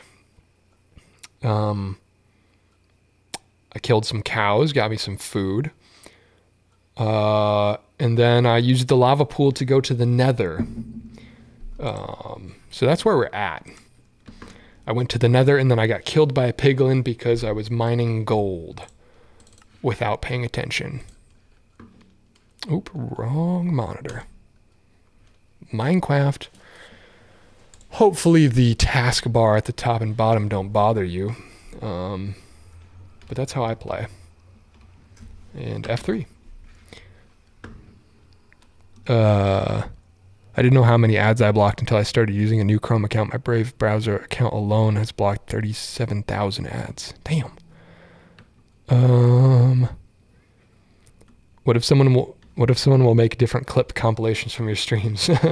Literally, if you want to, if somebody out there does video editing and wants to cut things for my streams, do it. Send me a message. Oh yeah, I killed a couple Endermen too. Got me some pearls. So we left off, I died, and I picked up my stuff. So here we are. I got my emeralds back, which is good.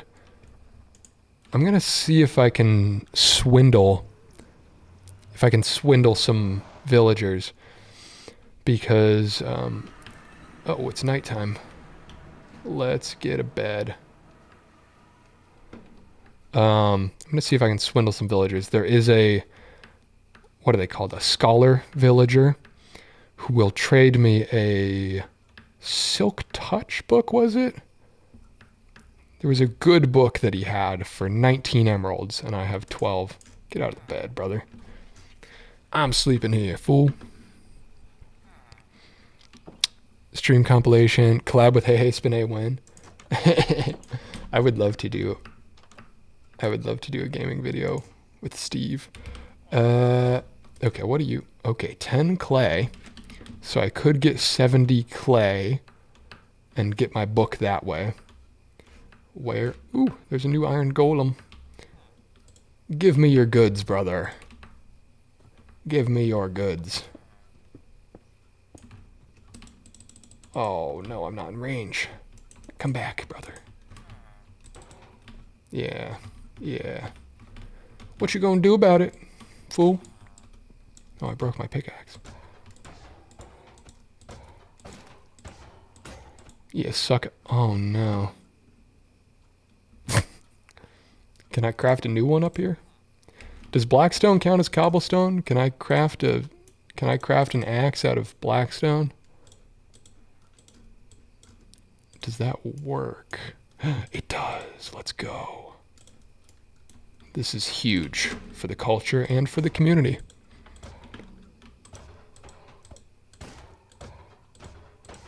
What's your skin in Minecraft? It's like a mushroom. That's what I've been since I was a young boy. I would make my skin as a kid. So that's what it's been for probably 10 years now. Little mushroom guy. All right, where is this smart-ass villager? This book boy. All right, so this guy, I already gave him all the wheat. I guess I could steal his crops, but there's nothing that good. Ah, there you are, brother. How much you want? 19 for Silk Touch. I don't know that I actually need Silk Touch that much, but it's just kind of clouded. It's kind of cool. You only need to pillar up 3 blocks to the big iron golems. Is that true? I think you're baiting me. I think they have long arms. Because you have to go up 4 for Endermen. Otherwise I can reach you. But I don't know, I could be wrong. So Minecraft server win. Literally, I will do it soon. I'm kind of in a big old time crunch. Like the next the next 2 months are just going to be insane for me. until the start of April. There's a lot of stuff that I want to do that will kind of start in April. For the next 2 months, I'm just going to be kind of getting the weekly uploads out. But then once I'm moved and I'm settled in the new place, all kinds of new stuff. But maybe I'll have a random spark of inspiration and decide to do a Minecraft server sooner than that. All right, what am I actually doing? I want to beat the dragon. That's what I want to do. You know, do I just farm Enderman and then go exploring? Yeah, I don't know that I need that Silk Touch book right now. I'm gonna farm Enderman. Because that's fun. And I'm also gonna do piglin trading with the pigmen. They usually scam me, but they can drop ender pearls, so I'm just going to do my best to get up to 11, 12 ender pearls, something like that.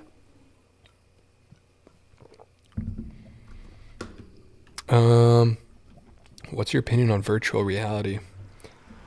I don't know, it's cool. As an industry, I feel like augmented reality is going to take off first as like a thing that people actually use.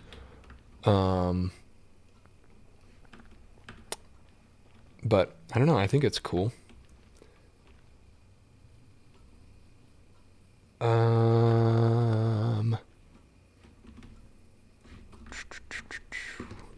had a staircase, but I don't know where I put it. Let's make a new one. Infrastructure time.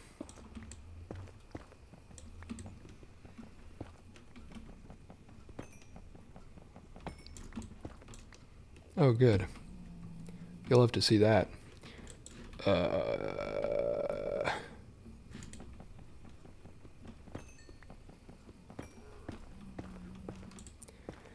Yeah, you know what? I'm just gonna jump. Build myself back up. There's a little pig snorting in my ear. Not the most pleasurable work environment, but we'll get the job done. Pure guesswork on the staircase here, but I'm going to do my best to line it up. Oh. I swear I'm good at games.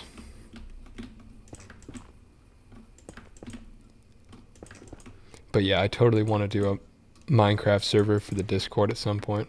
Oh, I screwed it up. I was close, though. I want to do more community interaction thing. Can you turn on monitor noises for the stream? Are you not hearing noises? No, you should be hearing noises, right?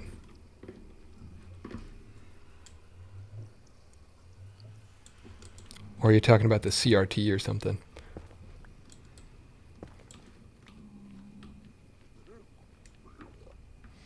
Alright, Enderman.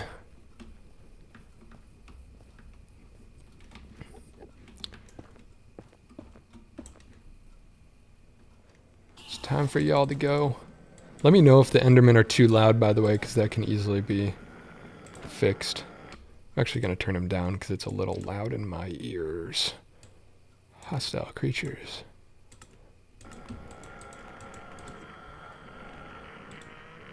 Oh no, they're just soft, probably better that way. Yeah, I'd rather have it be too quiet than too loud.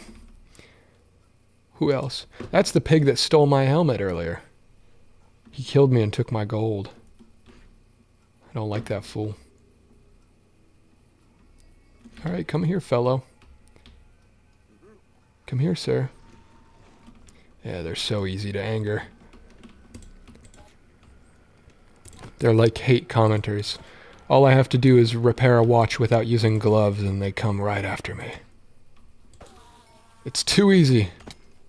Then I harvest their pearls. What's up, brother? Oh, there's two of you up here. Let's get y'all real quick. I'm getting sentimental to the old monitor. Bring it back next stream if possible. I'm down, but the audio is an issue. You know, one thing that is funny though, this little guy. Oh, you can't see it anymore. This tiny thing, it's turning on now. This one doesn't make noise. It's obviously not big enough for me to actually run chat off of it, but it doesn't make noise, which is really interesting. Except for the radio. Let's see what's on the radio.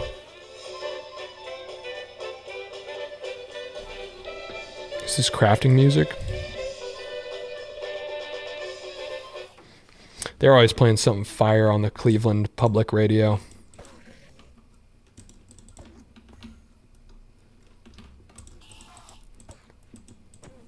Alright, fools. Y'all are suckers. Chase, do you want to play Bed Wars? Hop on stream and play some Bed Wars. I'm playing on here till I die. Well, actually, that might be quite a while. But if I die, it's over. Oh, hello, another fellow. What's up, brother? How you doing? You seem cool. Oh, where'd he go? Fool.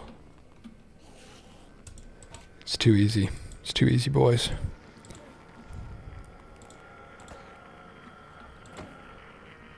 No Minecraft server, just guild on Hypixel. Yeah. Yeah, we'll make the most powerful guild in all of Hypixel. We're at 5 pearls. That is not enough. This guy just came up right to me. It was perfect. Want to play local vanilla with a group of people? Yeah. Yeah, I would definitely keep the server basically vanilla. Ooh, that was a risky fall, actually. Yeah, I would basically run it no mods, except for like res. I would probably put res and /TP, you know, basic like vanilla tweaks, things to make life sane, prevent griefing, stuff like that. Give me some more Endermen.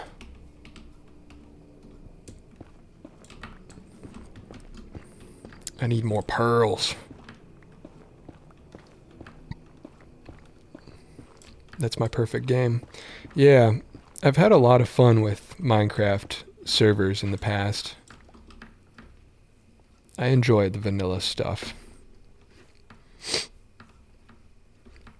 Although it is pretty easy to get very sucked into it. And I do need to be productive as well. But it would be a fun thing to have another touch point with the community. I want to do more. I was saying earlier, I want to do more stuff that involves other people. Potentially, like, I kind of want to bring other people onto stream more often. You know, just have little conversations about projects y'all are working on and stuff like that. Because I think that could be real cool. Streaming is sort of inherently a one-way thing a lot of the time, and content creation in general.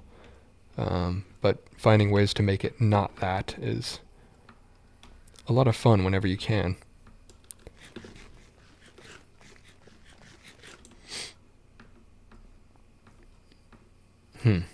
No Endermen today. They don't seem to be coming out right now. Unfortunate. I need a handful more pearls. Minecraft podcast for real, for real. That's basically what this is.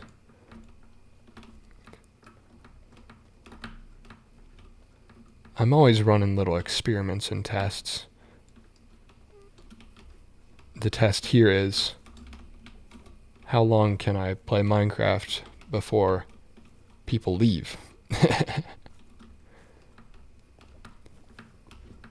But Minecraft is on brand, man. It's making stuff. It's calm making stuff, which is what the channel's all about. Am I better than you at Minecraft? I've only played for like 5 years and trash. What do you mean? Are you saying I'm trash? I'm just chilling, brother. I used to be goated at Minecraft. I haven't played as much in the last few years. Since the Nether update, really. But nah, I'm trash at the game. I see.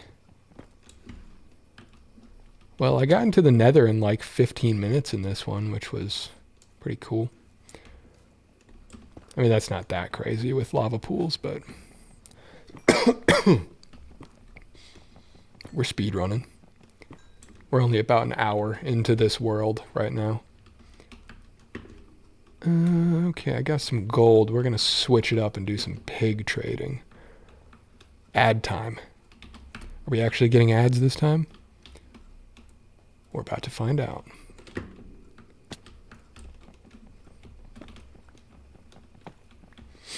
I'll be sure to not say anything interesting until the ads are over.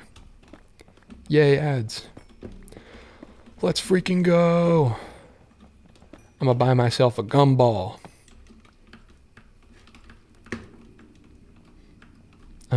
Okay, we've got a decent amount of nuggets here. Might be able to purchase us some trades as soon as I find one of these pig fellows. Let's get back up. Man, when they added these vines, that was huge. The blue forests are damn near safer than the overworld, I'd say. It's quite a chill place to relax, kill some folks. Oh no. Oh, well. Good night. That's the end of that. Thanks for watching. I shouldn't have done that. I thought I could get into the tunnel faster than he could. This is why I play with F3 on. It's a little bit of cheating, but negative 82, 82, 70. Negative 82, 82, 70. And now we grow retrieve my things. What's up, villagers? Young man of the village. I hope you're hard at work, doing well. Bye, I'll see you next stream if I make it. Thank you, brother. Thanks for hanging out. I should be more consistent. I went live later last week, but 6 p.m. Eastern every Thursday.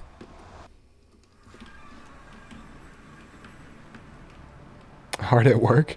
Oh yeah, they're doing all kinds of hard work. You know, farming carrots, all that kind of stuff. The villagers are respectable people.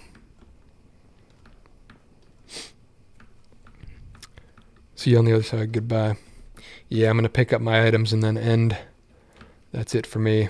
But thanks everybody for hanging out on this beautiful Thursday evening. It's been a good one. Oh no, I don't have gold. No. Please spare me, young pig boy. What was my chords? 82, 82, 70. I could just log out and do it next time. It's Thursday. Oops. It is indeed Thursday. Negative 82, 82, 70. Negative. Okay, so move towards negative X and positive Z. No, negative Z and positive X. So that away. Don't hurt me, boys. Don't hurt me. Oh, Lord. Alright, that's going to have to do it. I'll just go back to the stream and find my coordinates next time. Thanks for hanging out, everybody. It's been good. Been another successful stream. I may or may not play Minecraft on this channel in the future. It's kind of not relevant, but I'm going to keep doing it on the second channel for fun. And one day there'll be a server. But yeah, thanks for hanging out. Another video on Tuesday, and the Tuesday after that, and the Tuesday after that, and the Tuesday after that, times 52. And then probably another 52 after that, and then probably another 52 after that for another 10 years. Unless I run out of money. Thanks for hanging out. Bye-bye later, guys. I'll be the last viewer. Good night. Any hints? No, actually, I don't know what the next video is. I usually start it earlier, but this week I did not. What's it on the schedule? On the schedule, the video is modifying the action camera, which is a video that I filmed largely a long time ago, modifying this action camera.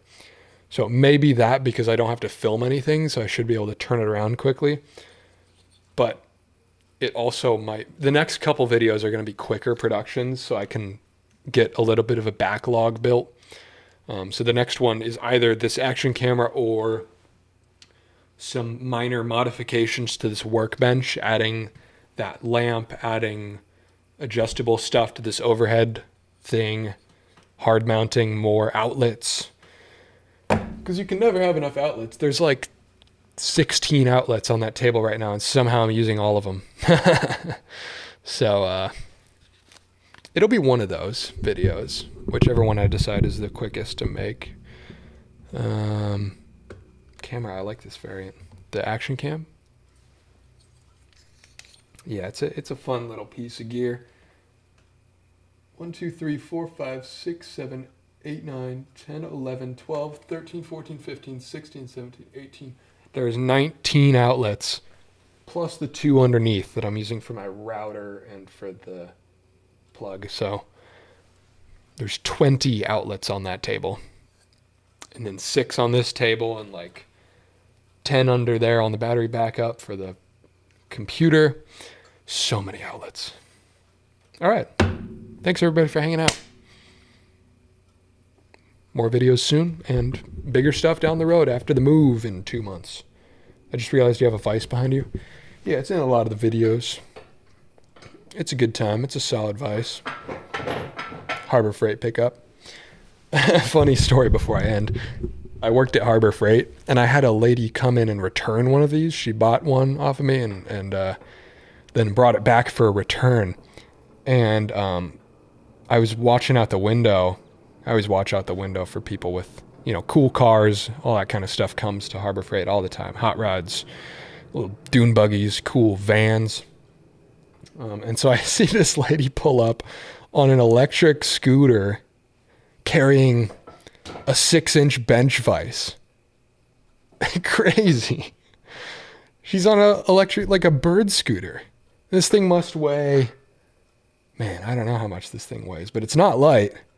It's solid, like steel or cast iron or something.